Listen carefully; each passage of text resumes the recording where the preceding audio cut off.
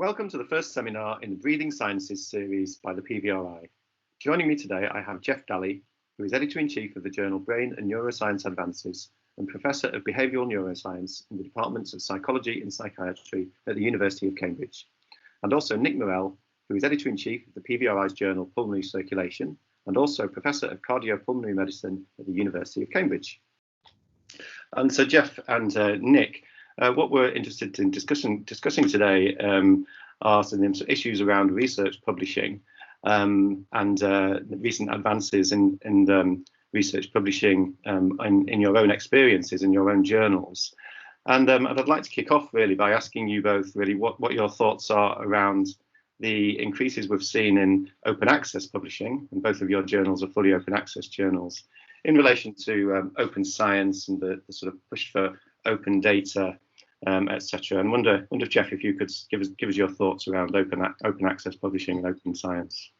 Well, fully open access publishing can only be applauded. I think for too long, journals have hidden behind paywalls where, publicly funded research, simply cannot be accessed. And, only institutions who can afford subscriptions can access the scientific content. So, open access publishing for me is the future.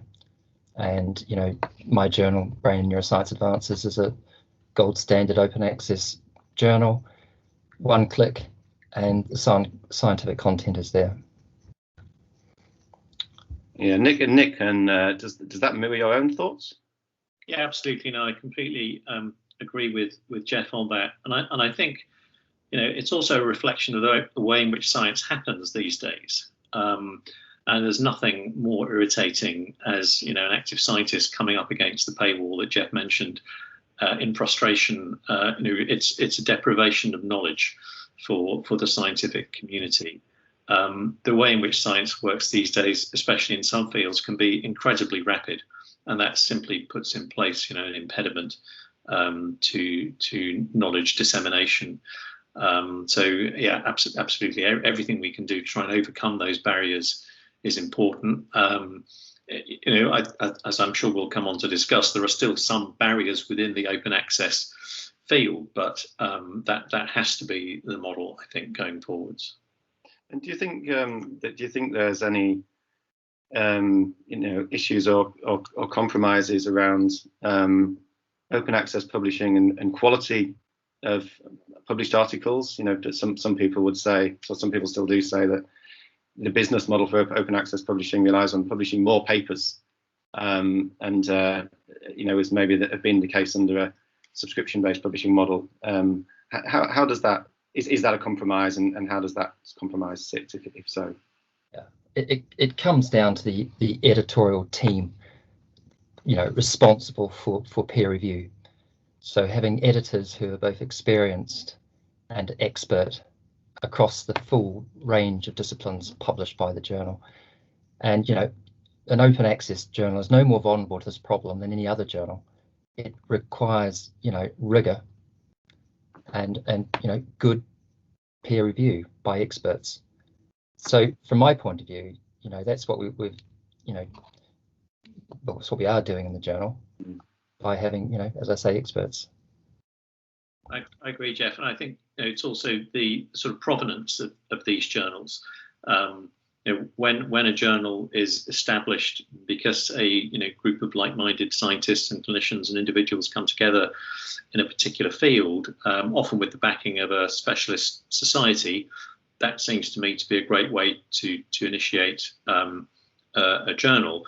I'm sorry to say this, but if it's a publishing house who sees an opportunity in a space, then it's a completely different sort of cultural approach to publishing. And I think with the former approach, with a specialist society backing, with a committed, often voluntary group of editors, so on, driving a journal, then you're not going to have that. There's still going to be there may be a conflict with your publishers, of course, and how you then manage that.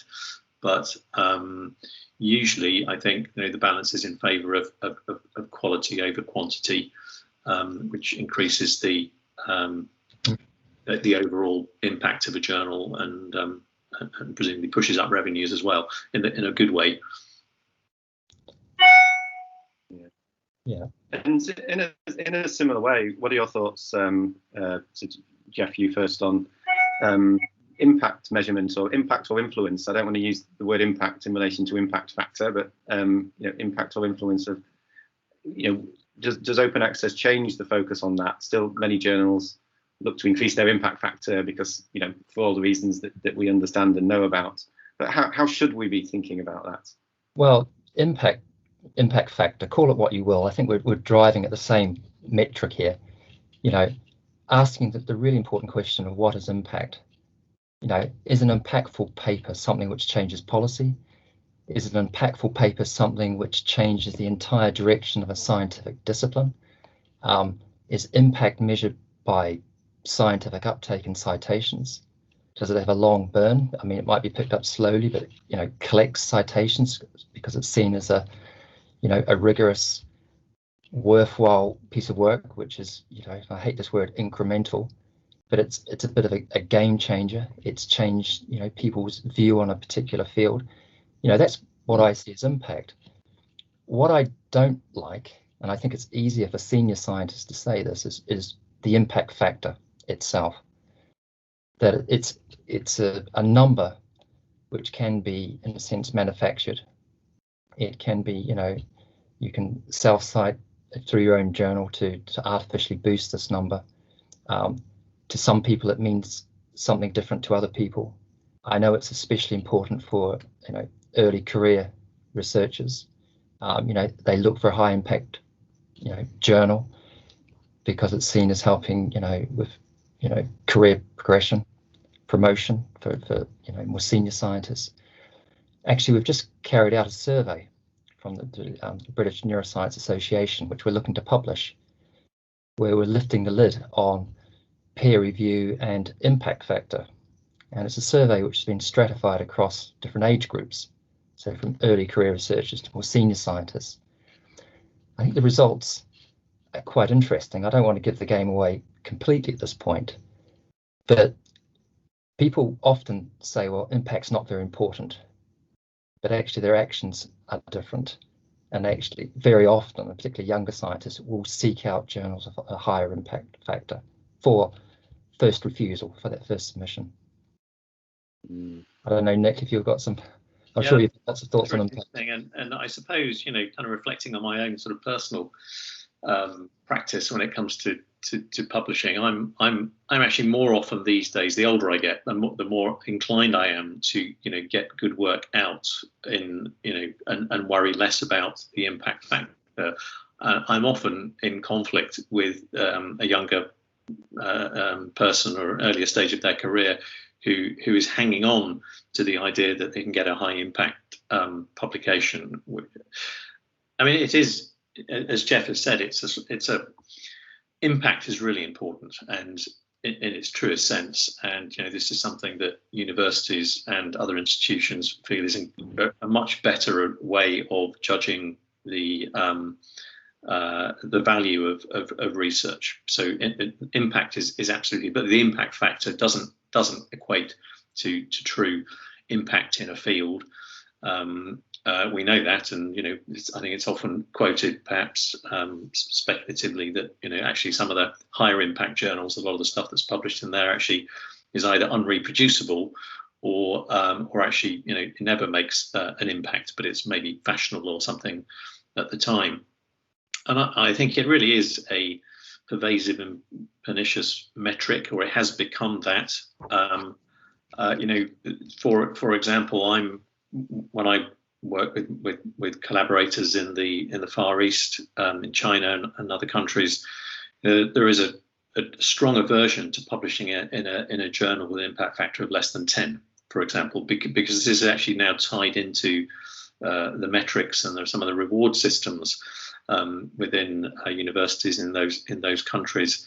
And I have to say, even in our own, right, Jeff? I mean, I don't know if it's the same with this research assessment exercise, but it used to be the case that unless you had impact factor journals of greater than 10 for your publishing, then you wouldn't be counted towards this important process for academics within universities, because it was the way in which your outputs would be judged. And thankfully, we're moving away from that now, and papers are being judged on their own merits.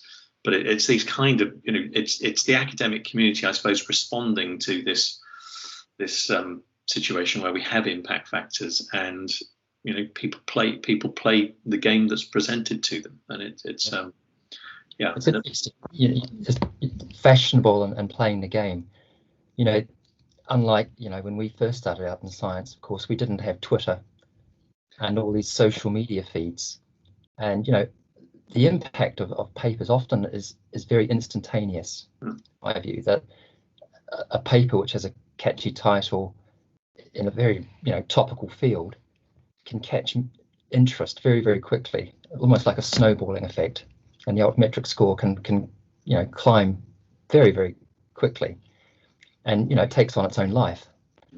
And the impact is somehow misinterpreted, that just as that score rises, somehow this paper is the best paper that's ever been published in this field, forgetting, of course, that the longer citations that are collected, and that the broader appeal is something which equals impact, and not these kind of bibliometrics, which are very easy to generate if you have lots of followers in your account and this and that. I don't know, is that something, Nick, that you sympathise with, or think that this is something that we should be promoting? I suppose the sort of, I do agree with you. I think the kind of slight counter to that perhaps is the fact that impact can be disseminated extremely quickly through those media. Now, I have to say, during the first wave of the COVID pandemic, I was keeping up with advances in science in that area via Twitter, which was referring to papers that were preprints on bioRxiv and medRxiv, for example. So, but you're right. The true impact can probably only measured by the longevity of a paper and the accumulation of citations, for example. I suppose, except in a very rapidly moving field where actually information is changing from week to week, which is probably a very unique situation. I mean, apart from COVID, I don't think that has really happened in other areas of science recently. So then it actually became a force for good, and probably for bad, because there's probably an awful lot of stuff that went out on Twitter and the internet that was subsequently shown to be absolutely rubbish, and I think I can think of several examples of that. But it was also a force for good there. Yeah. So in relation to disseminating new information very quickly, in that sense, and preprint servers have, particularly medRxiv, has really taken off in the last couple of years, and hugely accelerated the number of papers posted on medRxiv in 2020, really driven by the pandemic. And you just touched on, there's potentially some issues there with making available research that's perhaps not fully peer reviewed. That there is a certain vetting and checking process that goes on before papers are posted on bioRxiv or medRxiv. And there's various views on whether it's a good thing or a bad thing for science. So really interested in your views as scientists and journal editors about the usefulness or otherwise of preprint servers. Jeff?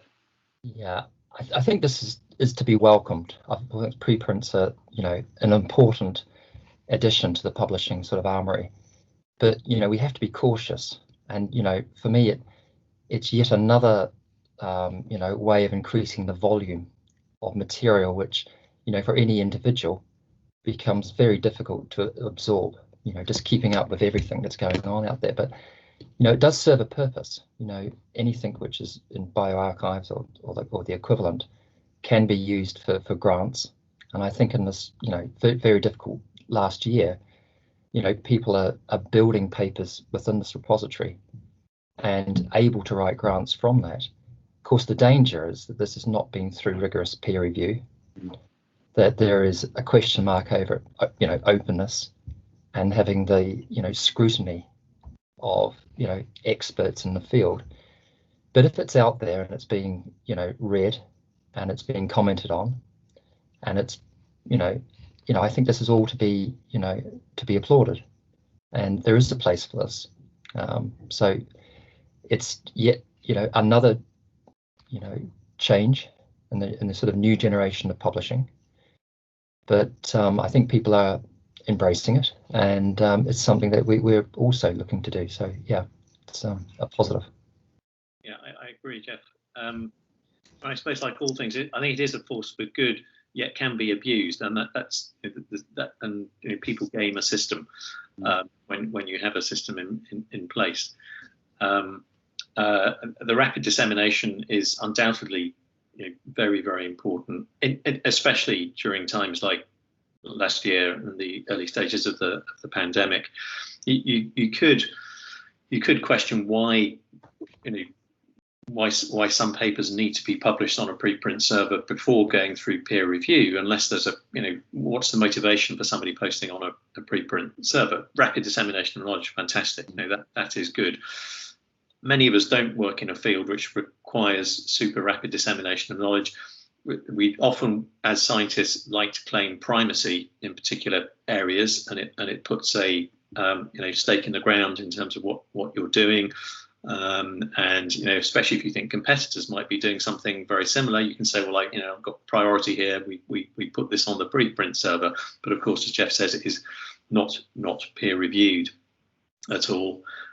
It's interesting that the journals, probably even within the last 4 or 5 years, I think, have come round to just being completely accepting of the fact that it doesn't damage any subsequent submission to a journal. I remember there was a time a few years ago when, yes, certain journals would not countenance the submission of your paper if it had already been out on a preprint server. And I don't think I'm not aware of any journals that I publish in now that still have that sort of rule. So people have opened up to that. So yeah, it's force for good, but people have to be careful, and especially at a time when rapid dissemination of knowledge is important. The potential for it to be then damaging if something is either just badly done or at worst fraudulent, and then that information gets out there, and many people who can access that are not in a position to judge whether it is good science or not. Hence the need for a peer review process of some description. Yeah, so just in a sense, looping back to the discussion a few minutes ago on impacts, and what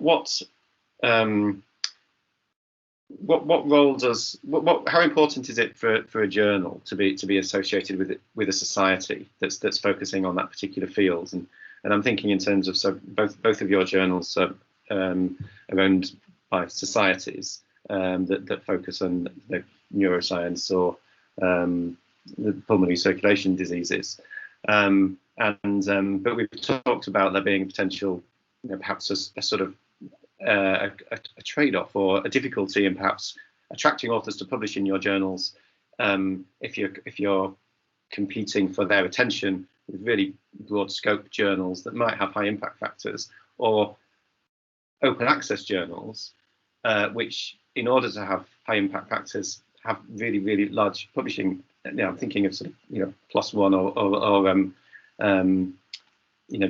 BMC Medicine, for example, very broad journals.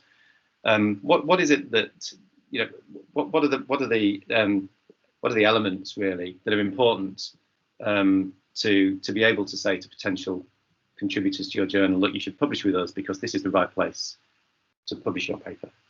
Yeah, that's an excellent question. It really gets to the heart of this. Is a paper a good paper because of the home it's found its way into, or is a good paper a good paper? And those of us who are judging papers for the Research Excellence Framework are judging it for its inherent merits as a good piece of scientific work. Now, a society journal does many things, but one thing it does very well is it supports the membership.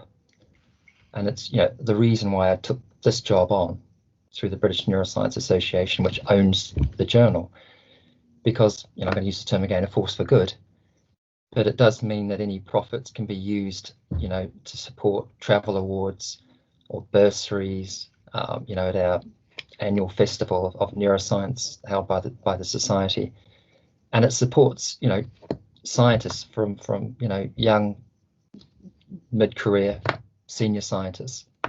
And yeah, I just think, the open access, I think, that's the publishing model we're using.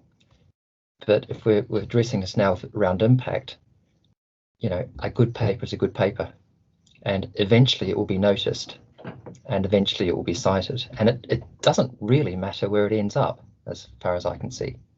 Okay, I firmly believe that, and I think it's because it's found its way into a magazine. It has a sort of a helping hand, but actually in the kind of decades that follow, these sort of breakthrough papers will be noticed regardless of where they're being published. Yeah, I think that I agree that the sort of backing of a society was crucial in the formation of our journal. I mean, it's the reason why it exists is because of the Pulmonary Vascular Research Institute and the interests of its members, and the recognition of two things, I suppose. One is that there was actually there is an unusual amount of work in the field of the pulmonary circulation, compared with some niche areas, should we say. And a lot of that work was being published in modest journals, admirable, laudable journals, but modest. And that work was, of course, research is far more accessible these days on whichever search engine you like to use. But it was certainly finding homes in fairly diffuse journals, which were at the periphery of the interests of the pulmonary circulation. So we recognised the need that there were, papers being published in journals with impact factors, around 2, 3, 4, that sort of thing, which would find a better home in a journal which was dedicated to that field around the society where the journal was originated. So that was one thing. I think we never set ourselves up to compete with Nature Medicine and Circulation and some of the other big journals in the field, but it's not that we want to sacrifice quality. And in fact, I think it's very important for our authors. Sure, if you agree, Jeff, that the journal is seen as a quality, high quality output, and that can mean many things, right? It's the quality of the peer review process, the quality of the handling of the manuscript, the feedback to the authors, and the speed at which all this thing happens. That is all a part of a good author experience. I think if people recognise that a paper is important enough to publish, but perhaps not as fashionable enough to get into an extremely high impact journal, we cater for that sort of author. Yeah, I would add too that, and I'm sure your journal's the same, we don't have a rejection rate. For example, journals which are aspiring to have high impact would reject 90% of the submissions just because that's the arbitrary figure they've come up with. We will accept all science as long as it's past the threshold of quality. And at the moment we're probably accepting as many articles as we're rejecting. We're a new journal. We've been launched now for 3 years, and I guess that will change. But we're not driven by just having to reject papers, good quality papers coming in. And I think that's the difference if you're actively chasing impact factor.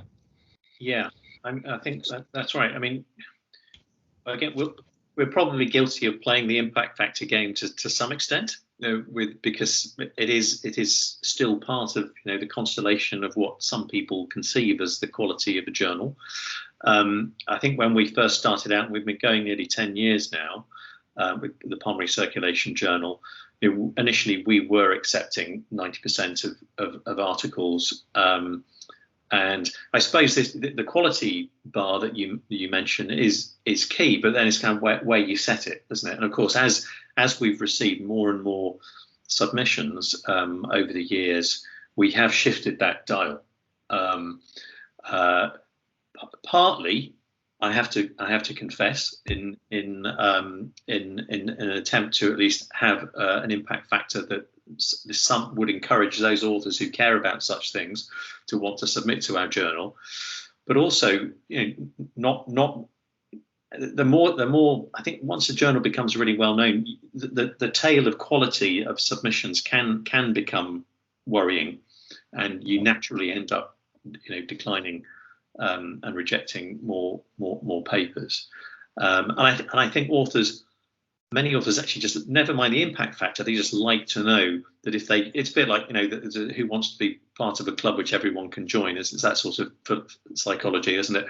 That, they want to know that their paper could have been rejected, and they're therefore kind of grateful that it's in this journal that does reject a proportion at least of papers as some kind of quality mark. Yeah, and you're saying exactly, my feelings here too, that, as editors in chief, we're in a rock and a hard place here. That, deep down, we don't want to be chasing impact factor, but we realise that the authors, the submission, people who are submitting the articles to our journals do care about this. Yeah. And although we're not chasing the huge impact factors, we are looking for an impact factor which will be sufficiently attractive for future authors to submit their work to the journal. So we can't have it both ways. Yeah. We have to kind of listen to this score, even if we don't necessarily agree with it. We do know that a sizable chunk of our membership, for example, do care about it. I think the impact factor, as well as as well as being offering a perception of the quality of a paper if it's accepted into the journal, but it also sort of signifies, rightly or wrongly, a sort of journal brand, and so might be therefore used as a filter in for papers that get read. So I'm thinking in terms of go back to an earlier part of the discussion around where you said, Jeff, a paper will it will sort of be control its own destiny. A good very influential paper will incrementally have high impact. And I think that relies on it being visible and findable and people choosing to look at it. And there's that aspect, and perhaps people, especially earlier career researchers, may be more likely, for example, to read a paper that's published in the Lancet than in a journal that they don't recognise. And that, I guess, there's a challenge for smaller journals.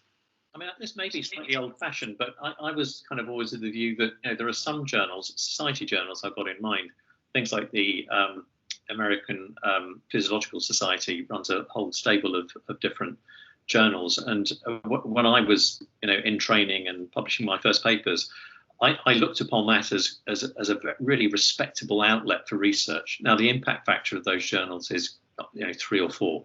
It's not super high, but I just trusted the fact that it was a quality journal that cared about science, that cared about scientists, and was a good home. And I think that's something, again, that a society journal can offer that is different to a journal launched by a publishing house, for example. Yeah, and particularly in a world where we're seeing more journals launched, usually by publishing houses, almost weekly, and then looking from a financial perspective to be very, very low cost, and it's probably quite difficult to offer a very high quality editorial process and service at a very, very low cost. Notwithstanding whether editors are paid or not, and then talking about the actual cost of processing as well. And so I think there's issues there. There's a market for the publishing business that's trying to make money, as well as there being a scientific dissemination business. It's clearly very profitable for publishing houses to generate all these new journals, but there are simply too many, and there is massive dilution and loss of quality, which is accompanying all of this, and it's simply not sustainable. Really, I just really don't. And Sorry, Nick.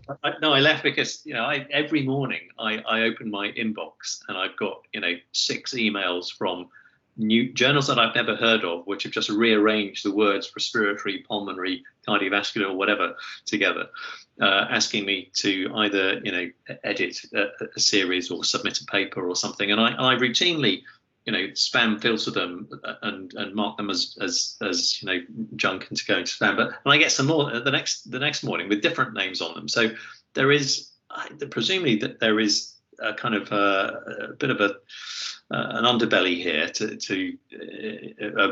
of people just trying. These can't be reputable journals set up by reputable publishing houses even.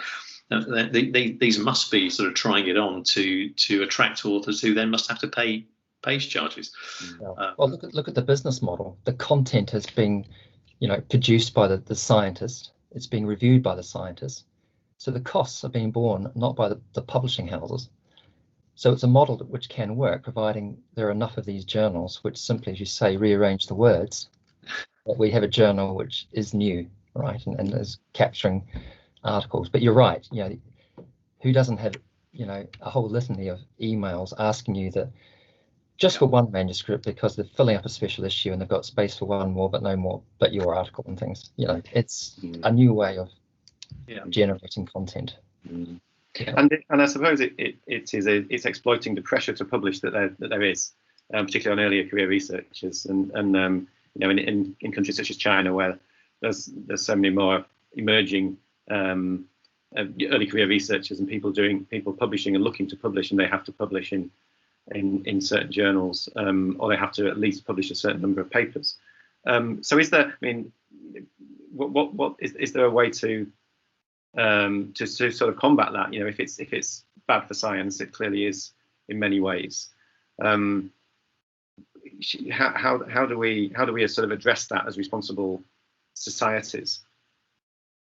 I think it's very difficult, and I think the sort of unsaid part of this is that there must be an awful lot of papers being written that probably really don't ever deserve to see the light of day, and you have to then question why those papers are being produced, what purpose do they serve, is it that there must be some bad suboptimal science that's being done, or maybe not being done, and maybe just being. I'm afraid there is a sort of shady underside to a lot of this.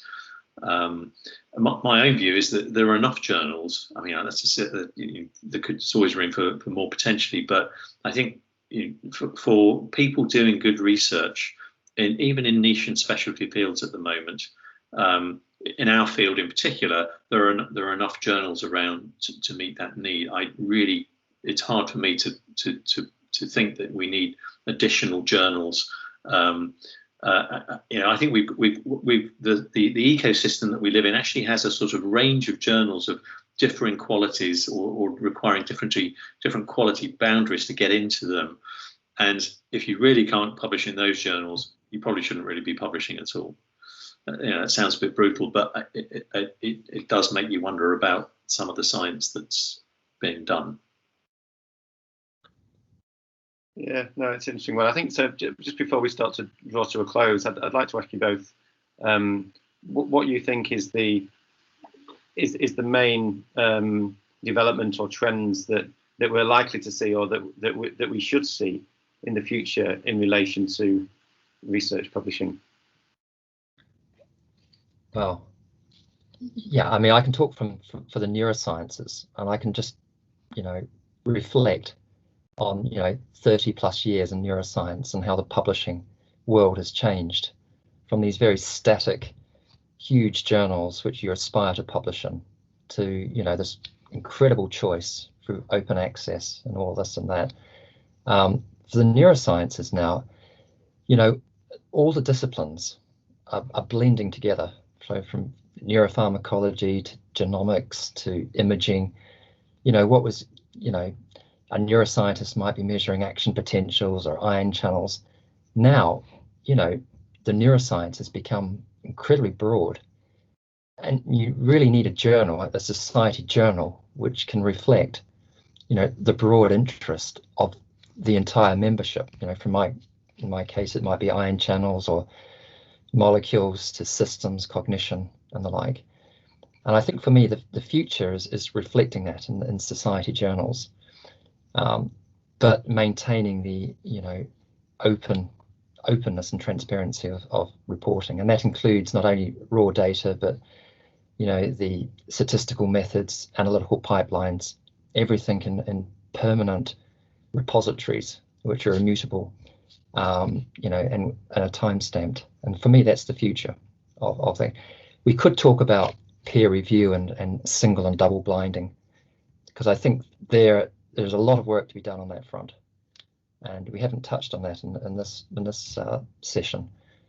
But perhaps we could.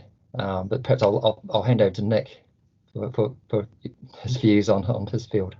Oh, I think your vision of what publishing academic research has and how it's changed and what the future looks like is absolutely right, and it's the same in our field. We sound like a very niche area, the pulmonary circulation, but actually it's an incredibly broad church which goes all the way through from discovery science, genomics, stem cells, structure. It just covers the entire panoply of research techniques and research methods, which I think is healthy. One slight kind of conflict we have within our journal, despite the ambition of the range, is that a journal can become perceived by authors and people in the field as a particular type of journal, and especially for us, that's whether it's more clinical or really does cater for that broad church of scientists at all ends of the sort of translational spectrum, and that is quite challenging to try and maintain, unless the journal and the society wish to move the journal in a particular direction. I think as editors we'd like to keep it as broad as possible, and maintaining that can be quite challenging. But I think the ambition is absolutely right. Peer review, I mean, is an old hoary old chestnut, isn't it, in this game? And I think Jeff's got some really good ideas about this. I suppose my view, quite simply, is that it's when it operates at its best, it is an excellent system of judging quality and improving, much more than just judging, actually improving the quality of a manuscript. And I've had that experience as a scientist and an author many times myself, and I considered it painful but valuable at the end of the process. But how we do it, I think, is a different matter, and how we get away from some of the pitfalls of peer review, the conflicts of interest, the destructive process that peer review can be, and so on. But no, I think Jeff's got some better formed ideas about that than Well, no, not necessarily. I think we can tinker with peer review. I think it is fit for purpose, but it's not without its problems. Double blinding, I think, is good, but it can be cumbersome. We talked briefly about these emerging countries from China and other countries, and there's some very, very good science being generated in some of these top institutions. And I do think it's important that that double blinding would ensure that every paper that's submitted is read for the science and through no other biases that creep in unconsciously when we come to review papers. So I think there's work to be done there. As the editors of my journal, we've talked a lot about tinkering with the peer review process. We're a very young journal, but some of the models out there, like for example eLife, where the reviews are published after acceptance, can lead to, I think, a very satisfactory outcome with both authors and the reviewers who are getting credit for the work they've done. Because let's face it, there's a few other incentives to review if it's not publicly acknowledged for your contribution. So I think there's a lot of work to be done, and even in terms of standardization. But every journal seems to be taking it upon themselves in the way that they carry out peer review. So yeah, it's a very dynamic. And the quality of reviews can only be improved by publishing those reviews along with, as a reviewer with our other hats on as a reviewer in this ecosystem. Yeah, if you knew that your review was going to be published, you put an awful lot more effort into making it a good review. Because as an editor, and as Jeff and I will attest, I'm sure, is you balance the reviewers' comments that you receive, and some of them are perfunctory and trivial, and when you see a proper review, you realise what a quality what a high quality review is, and how that can really help a manuscript. And so the editors play a huge role in this, in terms of judging the quality of the reviewers and their reviews in that process. Yeah, and what do you think about post-publication peer review, the sort of F1000 model? Yeah, I mean, I've been a member for a number of years. I come back to the issue that we have as scientists, editors, reviewers, that it's simply the volume of work being published, that we all see papers we like, and it's, we all want to put recommendations in. It's just a question of keeping up with all the great papers which are coming out and putting in these post-publication reviews. But there's a place for this work. I think it's an acknowledgement of quality research by, peers and colleagues. So I think there is a place for this. I agree, and we do it already in our in people's labs. We have a journal club where we review recently published articles, and it's usually pretty brutal, and everything is discussed and revealed, and it would be fantastic. And I know some journals do sort of do that, and I have commented on published papers in the recent past through the online facility that allows you to do that. But I don't see a lot of that happening with papers. People often like to keep their opinions to themselves, I think, which is a bit of a shame. And anything which opens up the discussion, whether it be positive or negative, I think is a good thing. It can become probably an extremely challenging exercise for the authors in that process, but that's what science should be, right? It shouldn't. The paper shouldn't be out there, nailed to the mast as this is now a factual, stake in the sand. It should be discussed and debated, and certain things will remain as correct, and other things will not be, and opinions and will move on. So that would be something which I think would be welcome, but how you would actually do it in an effective way, I think, can be challenging. Again, it's something that societies do quite well. Often younger investigators will form a online journal club to review papers, and that's one way of doing it. Perhaps the quality and the rigor of the review process could be something that society journals promote more as a sort of quality standard for the journal that might set them apart from all of these new journals being launched by publishing houses. Yeah. Thanks very much, Jeff and Nick. It was really interesting to talk to you both. This seminar is part of a free series by the PVRI called Breathing Science, which is released monthly. If you're interested in becoming a member of the PVRI or want to know more about the journals discussed in the webinar, the links are in the show notes below.